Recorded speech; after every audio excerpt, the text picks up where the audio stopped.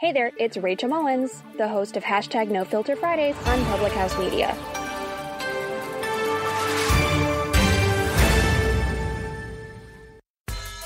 Hi, everybody. This is Baxter Colburn from Public House Media. From all of us here at PHM, we'd like to thank you for your support and wish you a very Merry Christmas and a Happy New Year. This is Ryan Pierce, host of Completely Serious here on Public House Media. Thanks for listening to the following broadcast on Public House Media. Once you're done with this episode, I hope you'll come check out my show, Completely Serious, where we talk about sports and have fun with great guests. Don't forget to subscribe on iTunes so you'll never miss an episode of Completely Serious. Thanks again for checking out the following broadcast on Public House Media.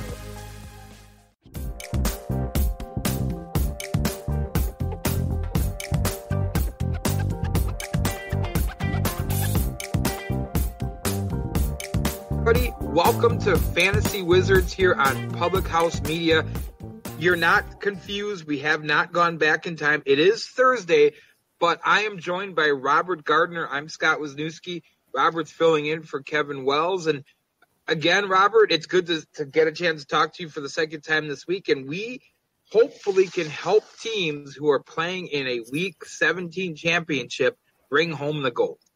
Absolutely. I mean, this is where the rubber meets the road, guys. If you're playing in that dreaded Week 17 championship game, you're going to need all the help you can get because it's been a wild season and there's a lot of healthy scratches and a lot of injuries you have to contend with this week. And we're going to get you up to the minute. Again, I am going to let you know in some of these cases, make sure you're checking your lineups. Now, the good news is everything's on Sunday. There's no Thursday, there's no Saturday, there's no Monday night game. And there's no Sunday night game, actually, for that matter. Your teams are either playing at noon or 3:25. Make sure you're checking for last-minute game time decisions. But let's talk about some of the injuries, Robert. And we'll start out with one that's been going on now. This is going into its third week. Antonio Brown won't play this week. Hopefully you've already found adequate replacements for him throughout your roster when he went down with the injury. But there will be no Antonio Brown this week, which means if you're got Pittsburgh players playing, and they're going to play everybody else because they're trying to win and hope that the Patriots lose so they could get home field throughout the AFC playoffs. It could be another very heavy Le'Veon Bell day, perhaps maybe a day where Martavis Bryant has a lot of love thrown his way. No, absolutely. I think if you're looking for some Steeler options, obviously Juju, Smith-Schuster, Martavis Bryant, and Le'Veon Bell are players you have to start at this point. Now, the Green Bay Packers are in a different situation. They're not resting guys because they're making the playoffs, because they're not. They're resting some guys who are still suffering from injuries. Devontae Adams still hasn't cleared concussion protocol. Jordy Nelson hasn't been worth starting, let's be honest, for the last 8 weeks, but he's also likely to miss the game. So if you have to start Brett Hundley, for example, his number one target is probably going to be Randall Cobb. If you have to start Brett Hundley, I don't feel really good about your chances of winning a championship this weekend. No. Yeah, I'd have to agree with you. If you're coming down to the wire and Brett Hundley's your guy, I don't think it's going to turn out well for you this weekend. DeMarco Murray of the Titans is listed as questionable, but I'm hearing he's got a grade 3 tear in his MCL. I think it's highly unlikely. I would say it's 99% likely that he does not play this week. You can still check, but, a guy who may have suffered a serious knee injury, do you really want to start him anyway in a championship game? No, I don't think you would want to. I mean, torn MCL, that's a lot of stability issues. DeMarco Murray, every time he plans to make a cut on that leg, it's going to create issues. So even if he did play, I don't think he'd be a great option for you. But if you're the Titans, why? I just can't imagine them putting him further at risk. But I've been proved wrong by these guys before. No, I think it's definitely, and we'll talk more about this when we talk about targets, but it's probably going to be a heavy Derrick Henry week against Jacksonville because I know that Mariota is going to have a whole lot of ability to throw the ball against a really good secondary. DeAndre Hopkins looks like he's out. He may have already been officially ruled out. Top receiving touchdown maker, 13 touchdowns. He won't be available this week. That's an injury thing, not a sitting a guy or resting him thing. That's a huge blow because DeAndre Hopkins has been really the only thing, with the exception of the few weeks Watson played before his season-ending injury. DeAndre Hopkins has been the most consistent and most dynamic fantasy player on that Texans team. You won't have him this week. No, absolutely. First of all, it's been amazing what DeAndre Hopkins has been able to do given that quarterback situation since the Watson injury. But, if you're playing in a championship game, it's likely that Watson is a key component of your lineup at this point because of his production. So this is a huge blow. So got to be tight on your waiver wire. You got to really look at the matchups this week. Absolutely. So a couple other ones that you're going to have to look at as you get closer. So Rex Burkhead's probably not going to play. We saw Mike Gillislee reinsert himself and a huge week from Dion Lewis last week. Expect more of the same. Joe Mixon, the ankle doesn't look like it's healed up enough, and Giovanni Bernard's done a really good job. I don't think with Cincinnati there's nothing to play for. Why would you put this rookie, this potential franchise running back at risk? I don't think he plays either, Robert.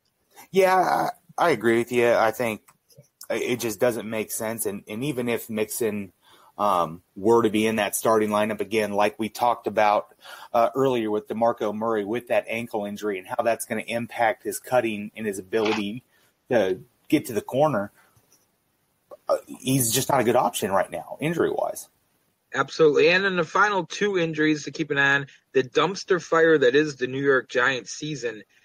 Two more guys to keep an eye on. Sterling Shepard, questionable. Evan Ingram, questionable. A couple other receivers also questionable in that game. But those are the two guys that obviously were getting the bulk of the targets for Eli Manning. And both of them likely won't be playing on Sunday. But again, if you're resorting to having to start New York Giants, you're probably in trouble. No, absolutely. 100% agree. I was in a position where I had to start Evan Ingram last week, and I paid dearly for that. So let's talk about some of the healthy scratches. And David Bopke, one of my good friends and a friend of the show, just sent us, he survived Todd Gurley in Week 16. I didn't. I lost 3 out of 4 championships because of Todd Gurley. However, if you didn't play your championship in Week 16 and you're playing it in Week 17 and you have Todd Gurley and you're hoping that he could carry you to a title, you're going to have to rely on somebody else because both Todd Gurley and Jared Goff will not play for the Rams as they're unable to move up or down in their seating. So they're going to stay exactly where they are, and you're not going to see these two players, especially Todd Gurley, who many people think is the fantasy MVP for 2017, both out this weekend.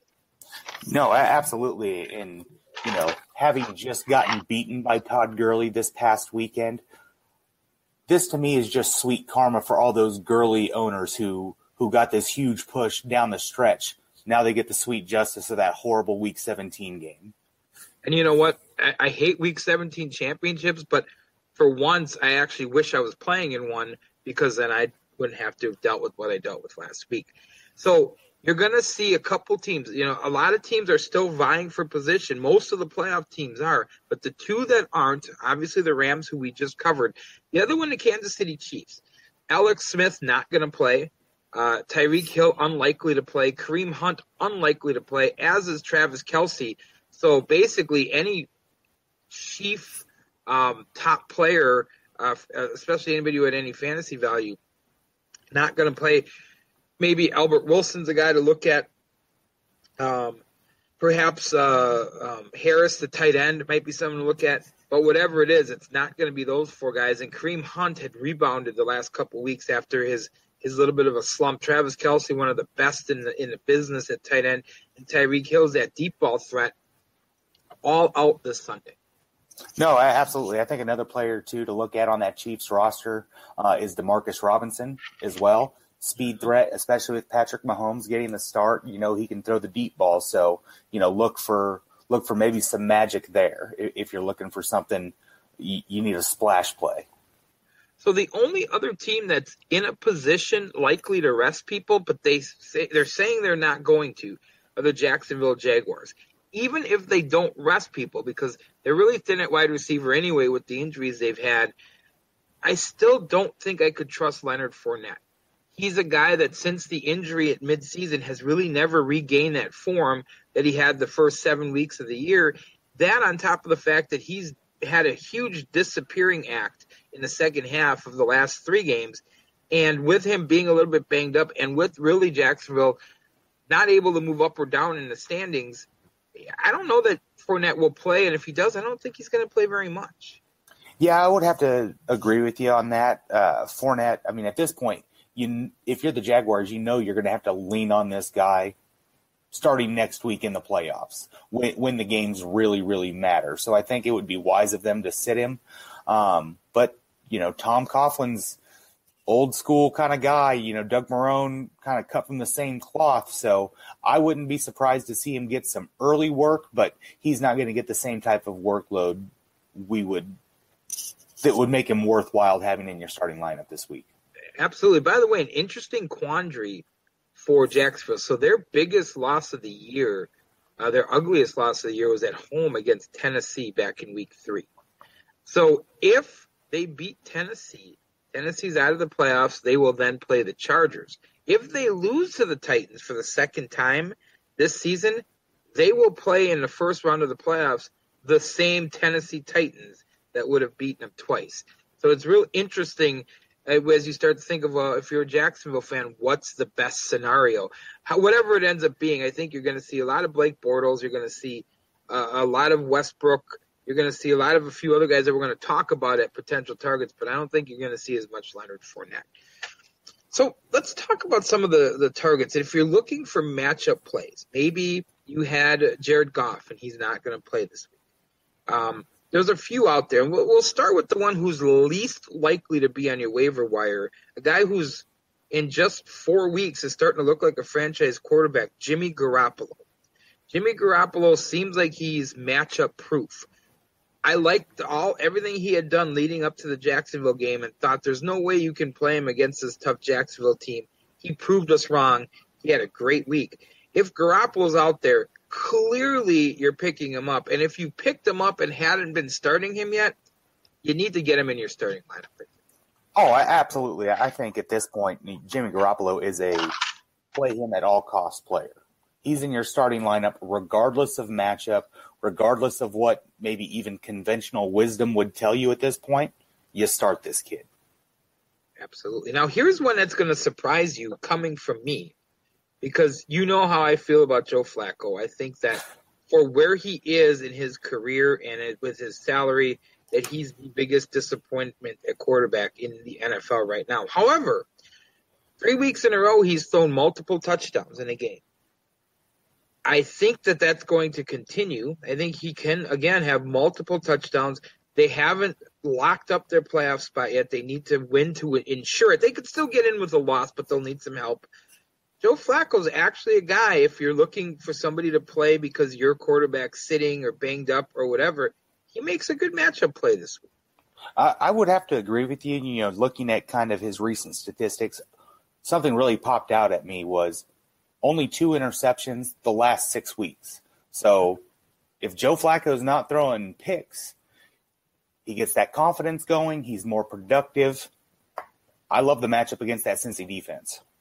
Yeah, I do as well. 2 other quarterbacks. Now, these are lower on the chart because they're very unproven. And actually, you can maybe even throw a third one in there, and I'll get to that in a minute. But Patrick Mahomes starting in Kansas City, Sean Mannion getting the start for the Rams.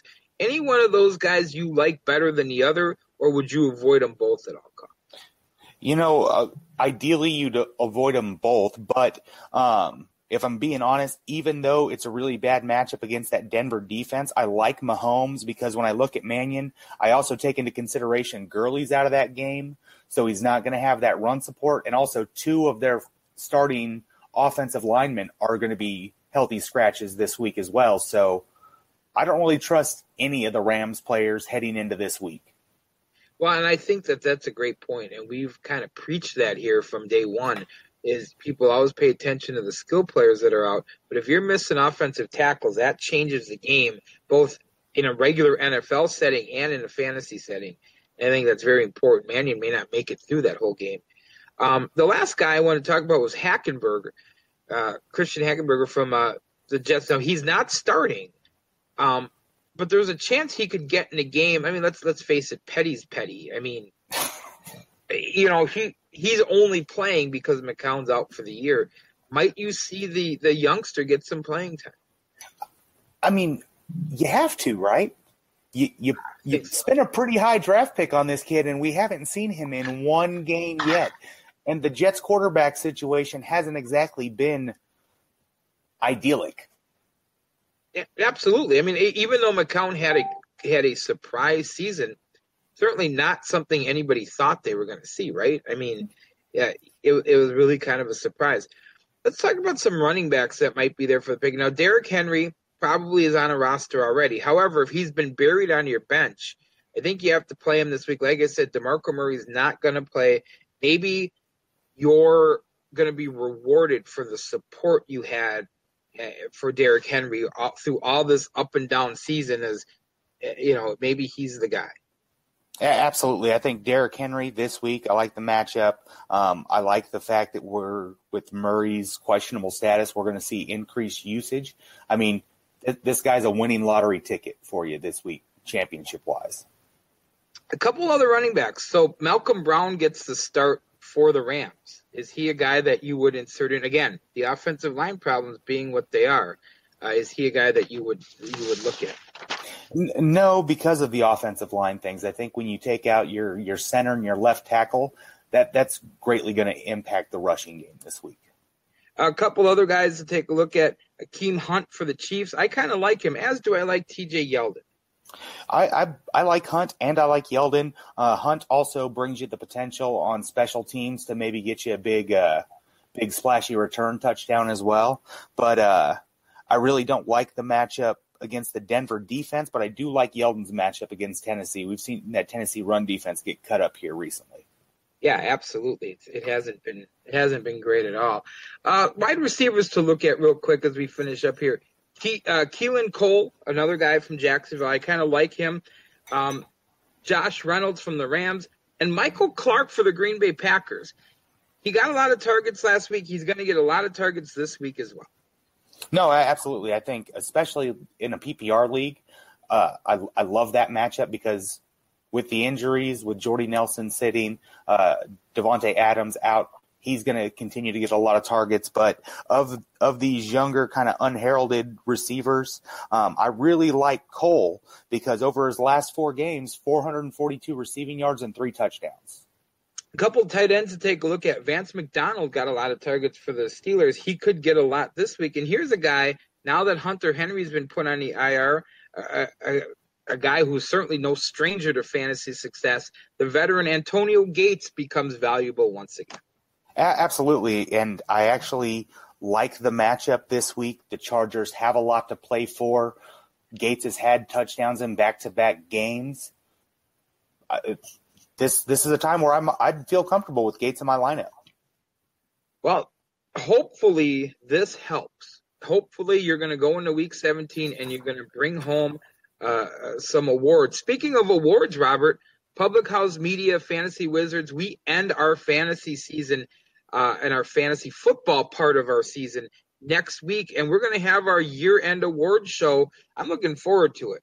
Oh, absolutely. So am I. It's been an insane fantasy season, and we've got a lot of awards to hand out. And we can join us Tuesday at 7 Central. Yourself, me, we might have a special guest. We've thrown the invite out there to not only Baxter Colburn, but Kevin Wells, our normal Thursday co-host. At the very least, I'd love them to fill out a ballot so we can at least see, read their picks on the air and figure out if there's a consensus for quarterback of the year, running back of the year, wide receiver, tight end, defense of the year, rookie of the year, MVP, disappointment of the year, and story of the year. We've got 9 categories, and we're going to give away some awards.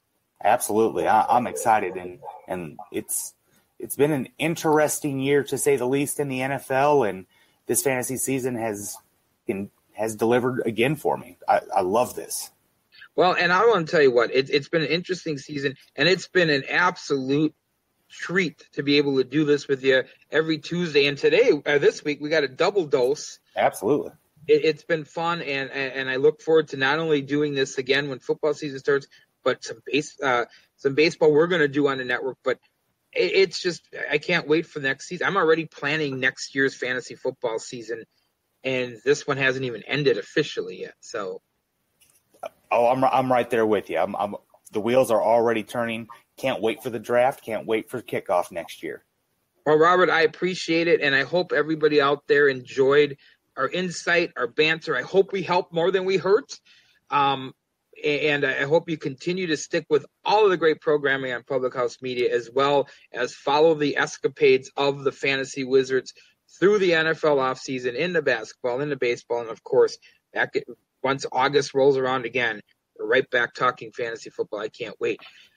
So anyway, I appreciate everybody and your support. For Robert Gardner, I'm Scott Wisniewski. This is Fantasy Wizards. Good luck this weekend. We'll see you down the road.